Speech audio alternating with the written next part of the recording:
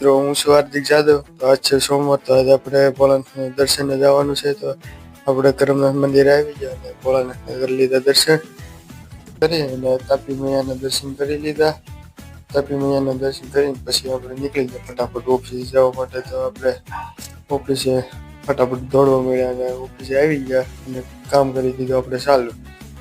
તો આજે આપણે લંચમાં દાળ ભાત ને રોટલી ને એવું બધું હતું. તો આપણે ફટાફટ જમી લીધું અને પછી બાઇક થોડુંક આટો માર્યો. મેટ્રોનું કામ કેટલે પીવું છે એ જોવું પડે છે. એ જોઈને ત્યાં પડી ગયો રોંઢો.